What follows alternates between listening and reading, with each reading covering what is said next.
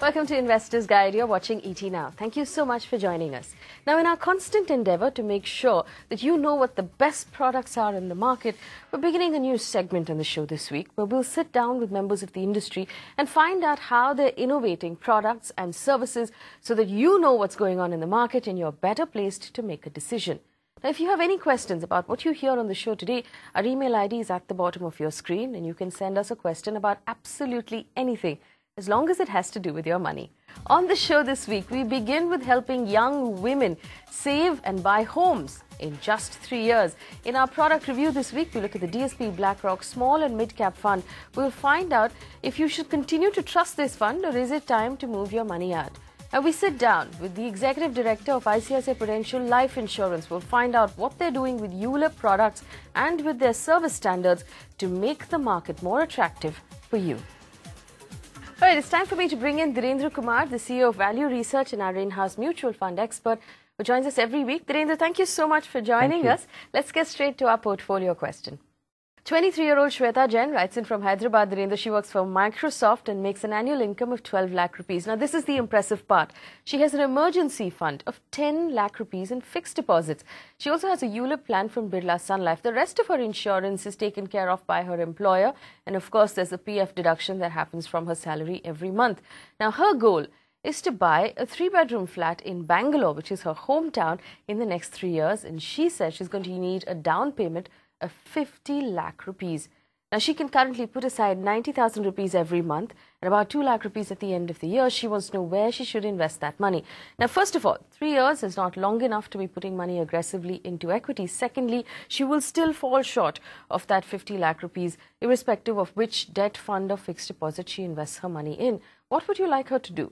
Putting your money in a recurring deposit and accumulating your savings in a recurring deposit will effectively go down in value, particularly if you are doing it with a targeted goal of buying a house, because house prices will appreciate much more.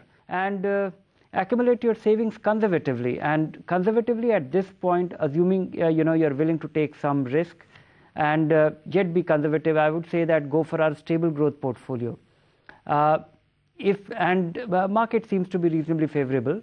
And keep an eye on that. This is not a very long-term investment. Possible that you get you reach your goal in 2.5, 3 years, or 4 years. So look at your goal with little flexibility. Don't be frozen on 3 years only. Well, Dhirendra, if she's looking at a down payment of 50 lakh rupees, this means she's possibly looking at a house in the bracket of 2.5 crore rupees. Does it make sense for her? I have two questions for you. To possibly consider lowering her budget, looking for a smaller home, or perhaps raising more in her home loan. And secondly, she has mentioned the fact that she has a ULIP right now in her portfolio. Is that really necessary? Can she also move that money towards this goal of hers? That certainly is desirable. And I'm assuming that there are no dependents, there are no financial dependents, so she doesn't need the life insurance as such. But a house is useful only if you're going to, it's very useful if you're going to start living in that. So the added advantage will be that you will save on rent. The borrowing that you make, it will get you a tax break, and you will also be riding the appreciation besides the joy of owning your house. And be little flexible about your house. Most people still consider a house to be a once-in-a-lifetime purchase, but for sake of financial freedom, think in terms of having another larger house at a future date when things will be much easier, and it will be a very easy decision for you to spend that money. So, Shweta, that's the advice we're giving you right now. Everything else seems ready to go. The only thing we're worried about is the fact that you might pump in all of your resources to buying this home in Bangalore when you live in Hyderabad, which means it's an investment. So we want to bring down your exposure to this home, bring down the budget, buy a smaller home, compromise a little bit. In the meantime, put some money away also for the long term, so you diversify and you're not putting all of your eggs in that one basket. And you can get back in touch with us if you have any problems at all, whether it's the home loan, it's finding a home, any sort of legal issues. We're always here to help you, and we'll be glad to hear from you. Let's take another question. Manikandan has written in, Dhirendra, he's a first-time low-risk investor. He'd like to save for his child's education. Now, he invests about 1,000 rupees every month in the HDFC mid-cap opportunities, which he started in November last year. He wants to now increase his contribution by another 5,000 rupees.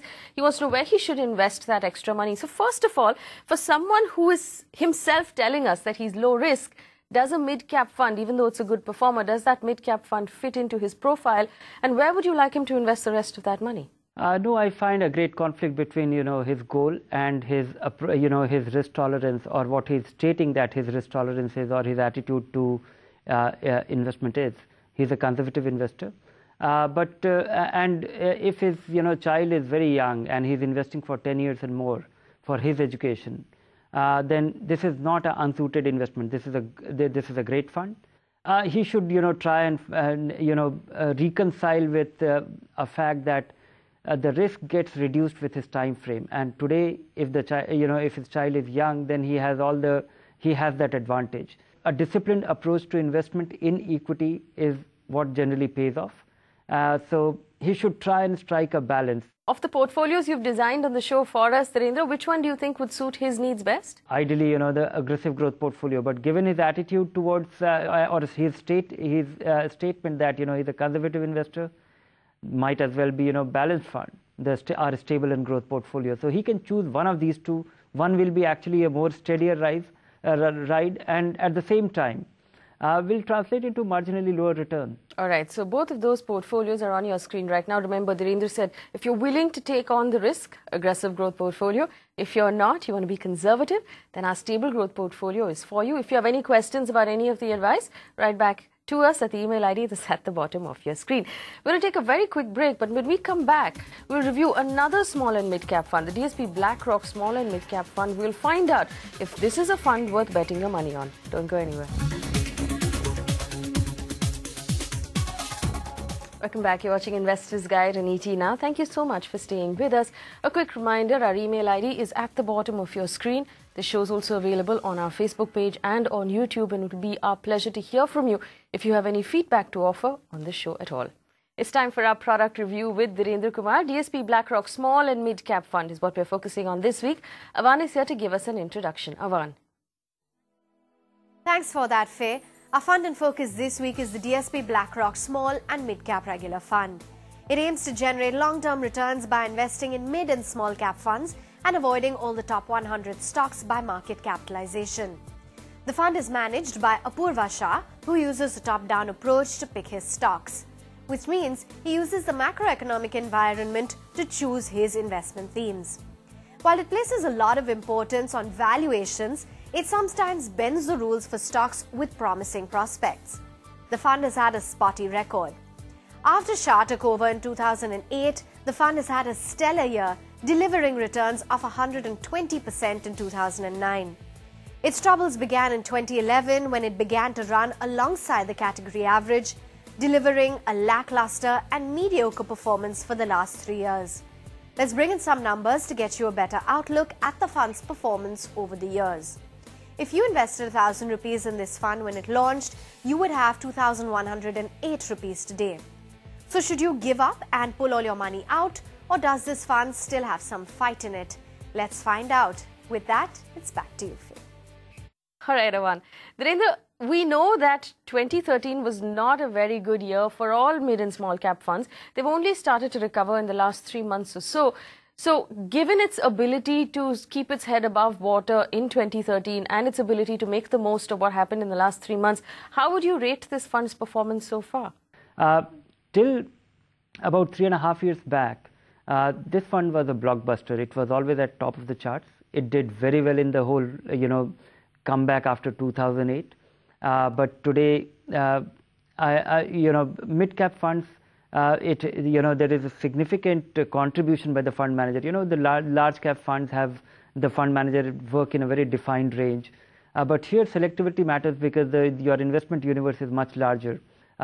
And this has been missing in this fund. We haven't seen a great or a bunch of great selection which has proved to be right with this fund for a while now. Well, Dhirendra, if it's time to give up on this fund, would you recommend that investors of this fund then move to the 3 funds or one of the 3 funds you recommended for the year? I remember you mentioned the BNP Paribas Mid-Cap HDFC Mid-Cap Opportunities and, of course, the SBI Magnum Emerging Business. Those 3 names are on your screen right now. Are these better options to the DSP BlackRock Small and Mid-Cap Fund? Yes, certainly they are better options. And this fund has been mediocre for a while now. All right, Dhirendra, finally, your rating of the DSP BlackRock Mid and Small Cap Fund, where would you place it? I would give it a 3-star as a very average for its average performance for a while. 3 stars there for this fund from Investors Guide. Remember, Dhirendra said there are better options for you in the market, and of those options, 3 are on your screen right now, and you can make that switch whenever you need to. All right, it's time to move on now to our hold or sell segment. Well, Dilip has written in, Dhirendra, he wants to create a corpus of 1 crore rupees with a time horizon of 20 years. He wants to know if his portfolio is on track for that long-term horizon, a total investment of 7,500 rupees going into these funds. He has the DSP BlackRock Small and Mid Cap Fund right on top on his list. You just told all of our viewers it's time to move out of this fund. Is this a sell? Yes, it is a sell. Consistent underperformance by a fund in this category, I would say investors should take a relatively short-term view, 2 years, 3 years time frame, 2 years of consistent underperformance. You should be willing to change course. All right, the next fund on his list is HDFC Equity, Dhirendra. This is a fund with a strong track record, but it's had 2 years of underperformance. Now, how much longer should we give this fund? HDFC Equity is certainly an exception. It had 2 years of underperformance. It's beginning to, to gain ground, and understandably so.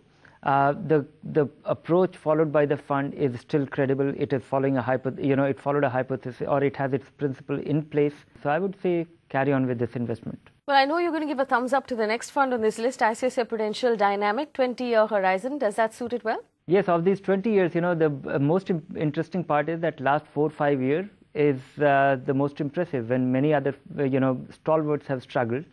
So yes, this is a clear mainstay for any well-diversified portfolio today. I'm going to take the next 3 funds together: UTI Opportunities, SBI Emerging Business, and Reliance Equity Opportunities, Dhirendra.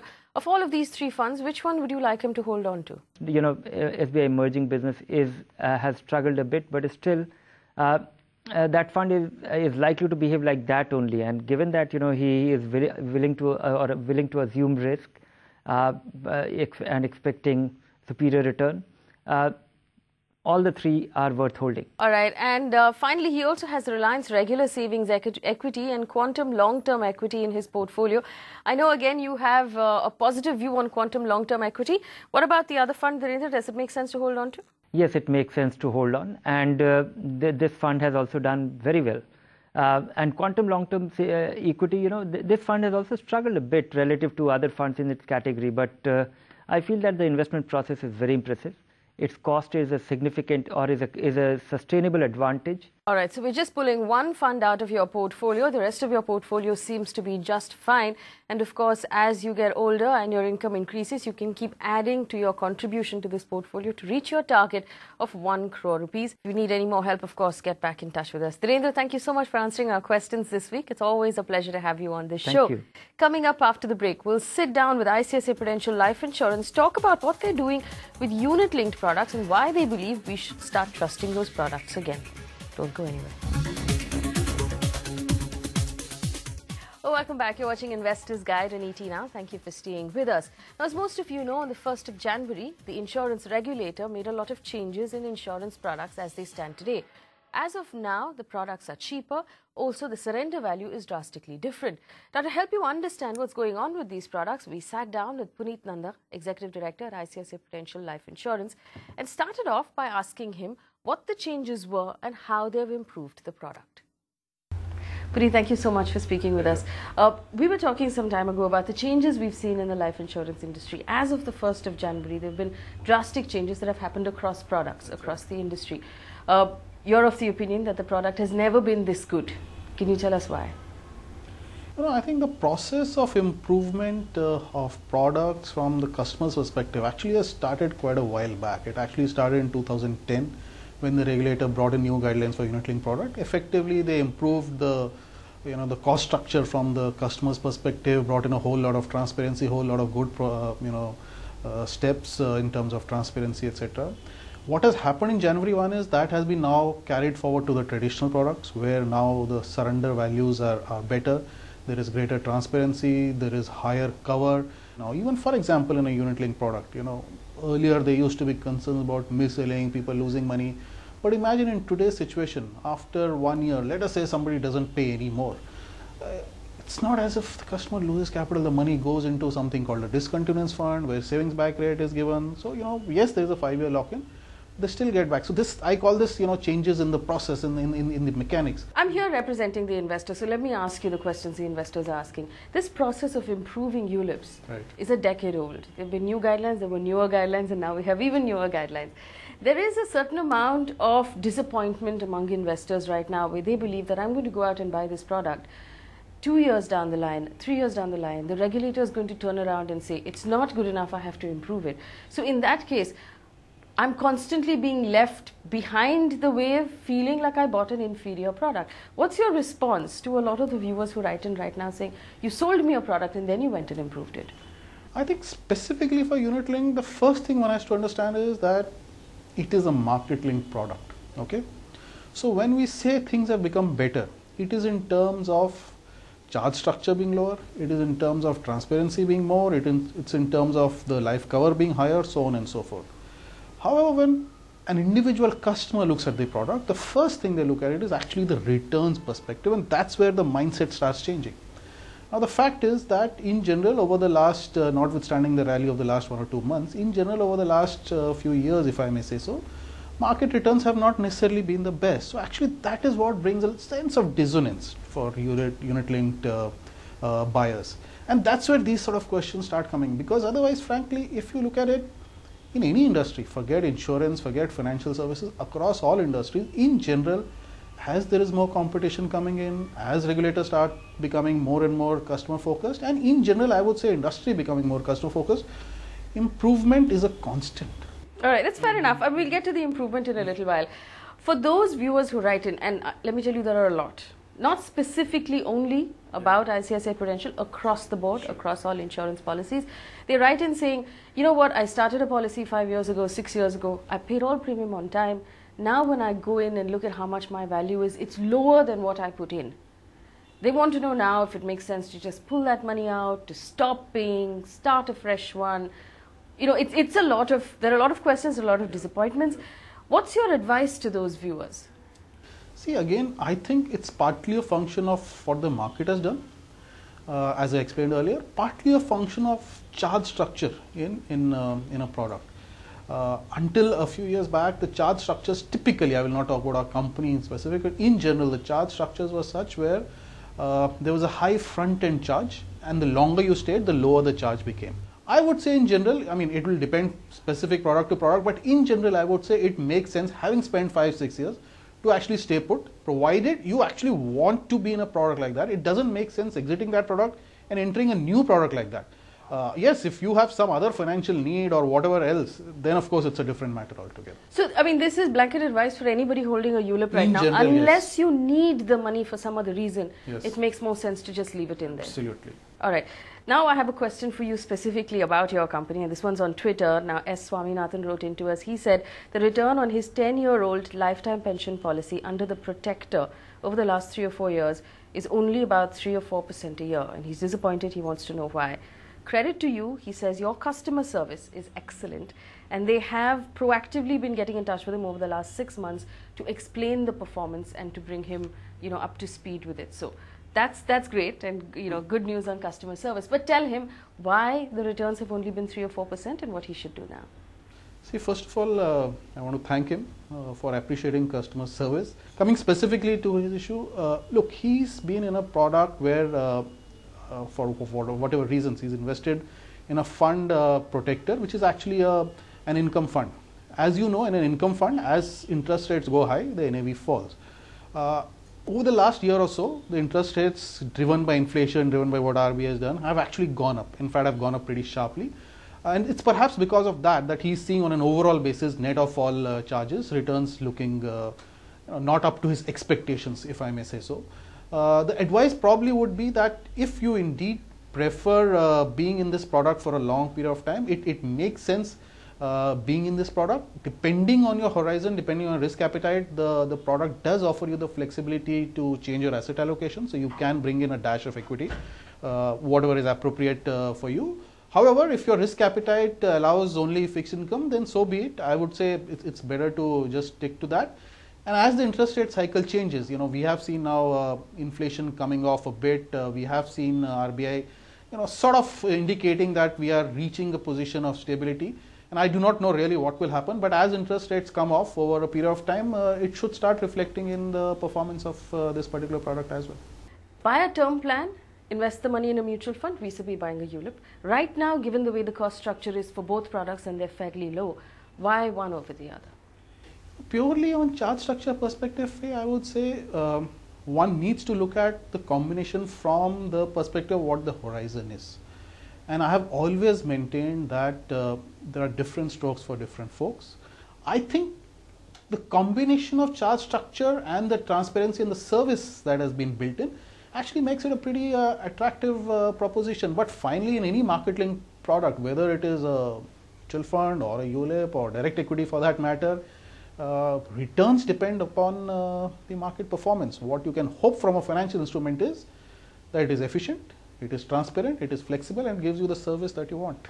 The other thing that I personally tested out from your company over the last couple of weeks was the speed of service in just getting a policy issued. Tell us about how you've used technology in that space. What we said, we will introduce a digital platform through which the entire sale can be done. What the digital platform does is, it's actually instrument agnostic. It can be done on a tablet, on a phone, on a laptop, where the whole process starts with a bit of a need analysis of the customer, where the customer's profile is sort of fed in, and actually we encourage the customer to himself or herself do it, is fed in, sort of goals are put in, income, risk appetite, these kind of things are put in. And as a consequence, product suggestions are given, and usually it will be more than one product. Depending on what the customer prefers, he or she chooses that product. And from there on, actually it is a seamless process where we think in about 10 minutes, the whole process can be executed. Unlike earlier where 3 or 4 visits were required, because I think the environment has become more conducive where people are willing to do these things. Equally, I think from the distributor and the company's perspective, it really improves our efficiency, and it gives us the ability to go and reach out to more customers, to go and spread the message more. This is another question that a lot of investors have. How important is the claims ratio of different companies while I'm choosing an insurance policy? Tell us how to understand claim ratios and how to use it when making our decision. I think that's the ultimate moment of truth in insurance product. Ultimately, an insurance product is a combination of savings and protection, or just pure protection.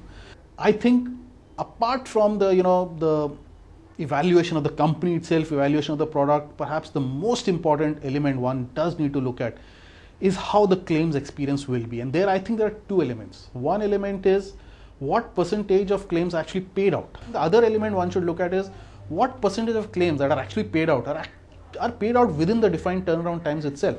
And I think combination of the 2 things gives a very good perspective to a consumer on how good this company will be at the time of paying the claim. Well, Puneet has promised to come in to the studio and answer any questions you might have about an ICICI Prudential policy you're holding or anything you heard on that interview. So if you have a question, write to us. Email ID is on your screen, and of course you can reach me personally on Twitter. I'd love to hear from you. Thanks so much for watching Investors Guide.